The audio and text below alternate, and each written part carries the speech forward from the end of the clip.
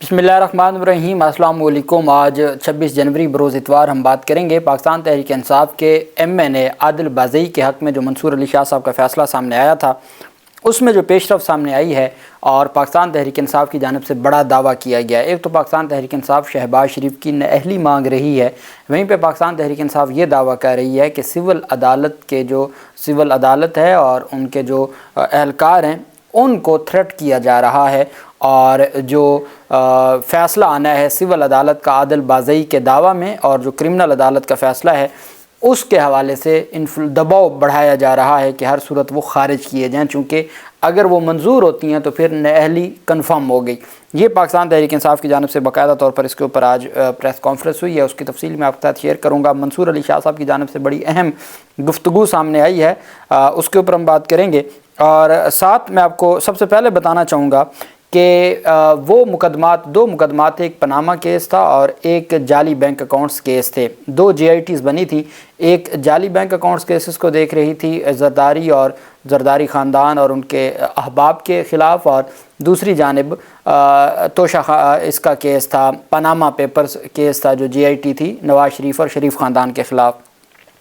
5 मुकदमात उस JIT ने बनाए और वो तमाम के तमाम जाली अकाउंट्स के केसेस आ गए इस्लामाबाद में, और सुप्रीम कोर्ट ऑफ पाकिस्तान ने कहा कि ये कराची में ना हो, इस्लामाबाद में ये मुकदमात रेफरेंस दायर हों ताकि वो इन्फ्लुएंस ना कर सकें आसिफ जरदारी, फरियाल तालपुर और बाकी जो ओमनी ग्रुप वाले हैं। अब जब नैब तरमीम आई तो नैब तरमीम के बाद जहां बाकी मुकदमात में PDM के लोगों को रिलीफ मिला, वहीं पे जो जाली अकाउंट्स केसेस थे एक तो वो ट्रांसफ़र हो गए कराची में, दूसरा वो FIA अदालत को चले गए। अब FIA अदालत से जो इनकी रिहाई है या इनको जो सहूलतकारी है, आपको याद होगा शहबाज शरीफ के ख़िलाफ़ जो मुकदमा चलाने वाले FIA के तफ्तीशी थे डॉक्टर रिजवान, उनकी डेथ हो गई। वादा माफ गवाह जो थे वो मुश्ताक चीनी वाला वगैरह, उनकी डेथ हो गई और पुरअसरार डेथ हुई थी। यहाँ पर FIA की जानिब से क्लीन चिट दे दी गई है जाली अकाउंट्स केस में, जिसके आंखें बंद कर, ये वो मुकदमात हैं जिनके ऊपर सुप्रीम कोर्ट के ऊपर JIT बनी थी, और आंखें बंद करके, मैं नहीं कह रहा, मुइज़ जाफरी सीनियर एडवोकेट हैं सिंध हाई कोर्ट के, वो कहते हैं कि आंखें बंद करके अगर किसी मुकदमे में किसी को सज़ा देनी है तो वो ये जाली अकाउंट्स केसेस थे। 35 अरब रुपए का वो स्कैंडल था, लेकिन उसमें फरियाल तालपुर और उसके साथियों को बेगुनाह करार दे दिया FIA ने चलान में। बैंकिंग कोर्ट कराची ने जाली बैंक अकाउंट्स और करोड़ों रुपए की मनी लॉन्ड्रिंग के मुकदमे में फरियाल तालपुर समेत 14 अफराद के नाम मुलजमान की फहरिस्त से खारिज कर दिए हैं। FIA ने मुकदमे का हतमी चलान अदालत में पेश कर दिया। FIA ने फरियाल तालपुर समेत 14 अफराद के नाम मुलजमान की फहरिस्त से खारिज कर दी है। फरियाल तालपुर, उनके साथ बिलाल शेख हैं, इकबाल आराई हैं, मोहम्मद अशरफ, अदनान जावेद के नाम हैं, कासिम अली, शहजाद अली जतोई, शेर मोहम्मद मुगीरी, मोहम्मद इकबाल ख़ान नूरी के नाम मुलजमान की फहरिस्त से खारिज कर दिए गए। असलम मसूद, नसीर अब्दुल्ला, नौरीन सुल्तान, किरण अमान, सैयद हुसैन, फैसल शाह, जामोद के नाम मुलजमान की फहरिस्त से खारिज कर दिए गए। चालान के मुताबिक फरियाल तालपुर ने ओमनी ग्रुप की शुगर मिल के सर्टिफिकेट पेश किए। फरियाल तालपुर ने बताया कि हासिल करदा रकम ख़ानदानी ज़मीन पर काश्त किए जाने वाले गन्ने की फ़रोख्त से हासिल हुई है। ओमनी ग्रुप खुद मुलज़िम है। अब वही है ना कि फरियाल तालपुर ने सर्टिफिकेट पेश किए हैं ओमनी ग्रुप वालों की शुगर मिलों के, कि भाई ये जो इनके पास पैसे या इनके अकाउंट में पैसे थे वो सारे इनकी ख़ानदानी ज़मीनों पर जो गन्ना हुआ उस गन्ने को बेचा ओमनी ग्रुप वालों को, और ओमनी ग्रुप वालों ने वो पैसे दिए और सर्टिफिकेट भी बना दिया। ओमनी ग्रुप जो शरीक मुलजमान है उनके सर्टिफिकेट पे फरियाल तालपुर का नाम खारिज किया गया। दस्तावेज़ से साबित हुआ कि हासिल करदा रकम कारोबारी ट्रांजैक्शन थी। किसी भी गवाह ने फरियाल तालपुर के ख़िलाफ़ गवाही नहीं दी। आसिफ जरदारी को इस्तिस्ना मिल चुका है और बाकी जो ओमनी ग्रुप वाले हैं या जो बाकी लोग हैं उनकी हद तक चलान मंजूर कर लिया गया है। तो ये एक पेशरफ सामने आई है। वहीं पे दूसरी जानिब जस्टिस मंसूर अली शाह साहब की जानिब से Lahore high court bar association का एक जो मुसाहलती निज़ाम है उससे मुतल्लिक एक सेमिनार था, उससे ख़िताब किया जस्टिस मंसूर अली शाह साहब ने, और उन्होंने जस्टिस सीनियर तरीन जज जस्टिस मंसूर अली शाह ने कहा कि मुकदमात की भरमार और जजेस की कमी के बायस मसाहलती निज़ाम को अपनाना नागुज़ीर हो चुका है। जो सालसी का निज़ाम है, जो आर्बिट्रेशन का कंसेप्ट है या अल्टरनेट डिस्प्यूट रेजोल्यूशन जिसको ADR कहा जाता है, कुछ अदालतें भी हैं, लाहौर में भी हैं ADR, ये वो अदालतें हैं जहाँ दोनों फ्रीकैन जब केस शुरू होता है तो वो कहते हैं जी कि हम ADR میں اپنا معاملہ حل کرنا چاہتے ہیں تو وہ ADR کی طرف بھیج دیتے ہیں. وہ ایک طرح کا ان کا فریقین کو سن کے اور ان کی سجیشنز کو دیکھ کے پھر وہ فیصلہ کر دیتے ہیں. تو وہ جو عدالتوں کا ایک لمبا پروسیس ہے اس سے بچ جاتا ہے, تو اس کو مصالحتی نظام کہتے ہیں. انہوں نے 2023 میں پورے پاکستان میں 17 لاکھ کیسز کا فیصلہ کیا, مگر ہمارے کیسز آج بھی ویسے ہی پڑے ہیں. ہمیں سائلین کے لیے راستہ نکالنا پڑے گا, ہمیں لوگوں کے مسائل حل کرنے کے لیے متبادل طریقے اپنانے پڑیں گے. انہوں نے کہا اس وقت 10 لاکھ لوگوں کے لیے 13 ججز ہیں. اس وقت ججز کی تعداد بہت کم ہے اور اس عدالتی نظام کے اپنے مسائل بھی ہیں. زیادہ تر مسائل وکلا کی وجہ سے ہیں اور ہماری وجہ سے بھی ہیں. مقدمات کے فیصلے تاخیر ہوتی ہے. ہمارے ہاں ہڑتال سمیت دیگر مسائل کی وجہ سے مقدمات لٹک جاتے ہیں. انہوں نے کہا کہ مصالحتی نظام ہمارے کلچر کے مطابق ہے جو مسائل کو اچھے طریقے سے حل کر سکتا ہے.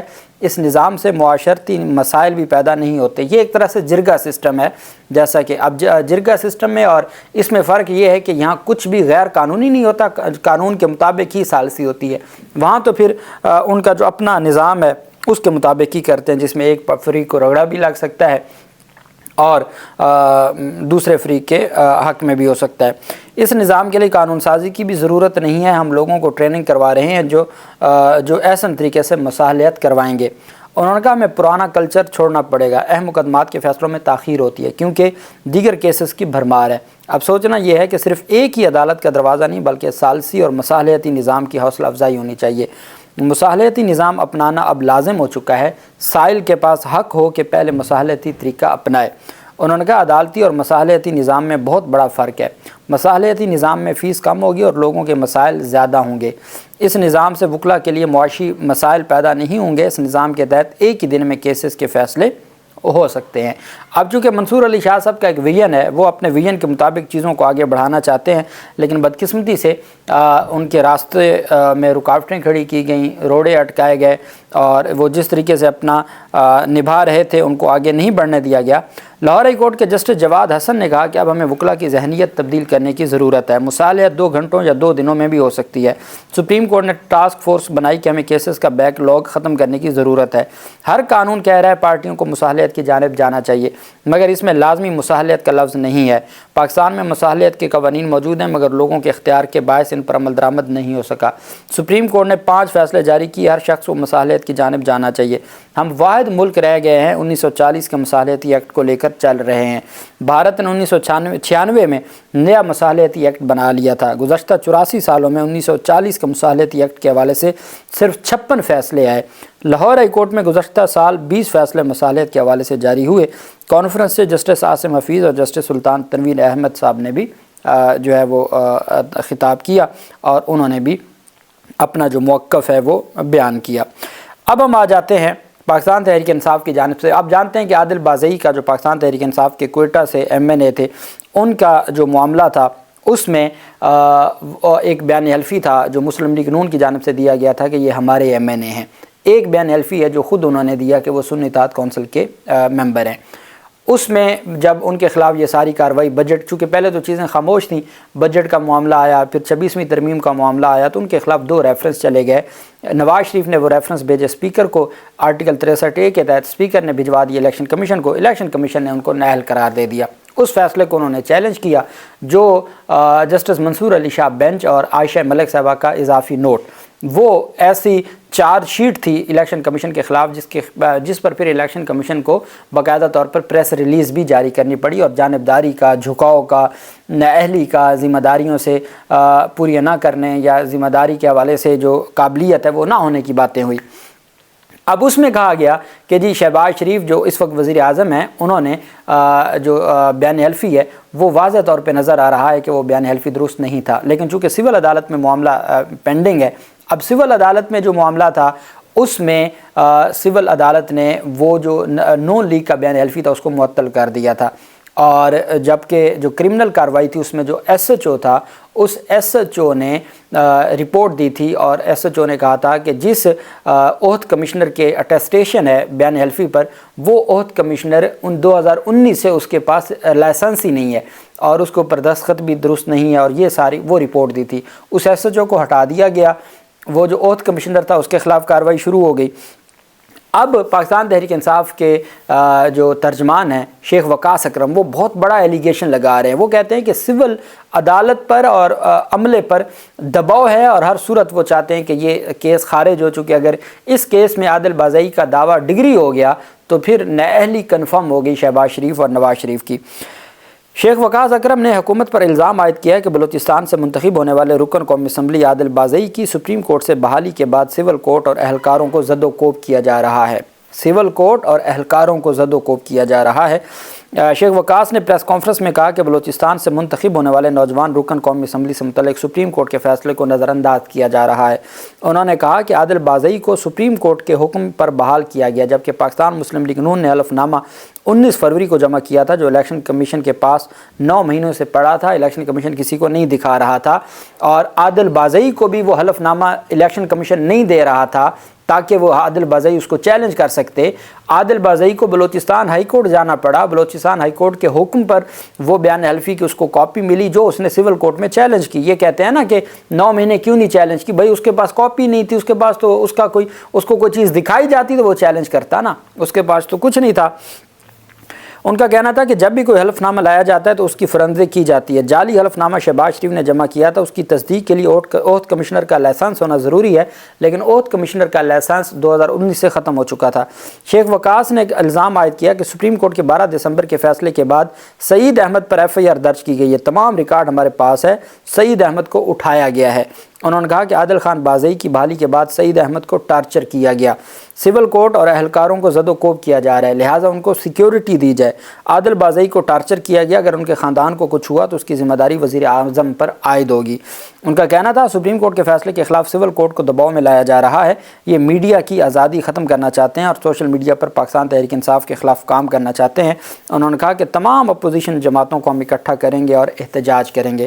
اب سعید احمد یا تو وہ SHO ہے یا وہ عہد کمشنر ہے، دونوں صورتوں میں اس کے بارے میں کہا جا رہا ہے کہ اس کو اٹھا کے ٹارچر کیا جا رہا ہے، سول کورٹ پر اور عملے پر دباؤ بڑھایا جا رہا ہے، زد و کوب کیا جا رہا ہے۔ یہ الفاظ پاکستان تحریک انصاف کے رہنما کی جانب سے جو ہیں وہ جاری کیے گئے ہیں۔ تو یہ اس وقت کی صورتحال ہے اور اس طریقے سے یہ نظام کو چلانا چاہتے ہیں۔ اب دیکھنا یہ ہے کہ یہ نظام کیسے آگے بڑھے گا، اور سول عدالت کیا ان تمام تر دباؤ کے باوجود ہر صورت اپنے آپ کو، اب ہو سکتا ہے اس سول عدالت کے فیصلے کو یہ چیلنج کریں ڈسٹرکٹ کورٹ میں، اور ڈسٹرکٹ کورٹ سے وہ معطلی کا فیصلہ معطل ہو جائے، وہ جو سٹے ملا ہوا تھا وہ معطل ہو جائے، چونکہ ہمارا تو ایک نظام ہے۔ لیکن بہرحال عادل بازئی بحال ہو گئے ہیں، اب فیصلہ کرنا ہے سول کورٹ نے اور کرمنل کورٹ نے۔ تو پاکستان تحریک انصاف کی جانب سے یہ تشویش کا اظہار کیا جا رہا ہے۔ اب دیکھنا یہ عدالتیں اس حوالے سے کیا کرتی ہیں۔ اللہ پاک پاکستان کا حامی و ناصر ہو۔ بہت شکریہ۔ اللہ حافظ۔ پاکستان زندہ باد۔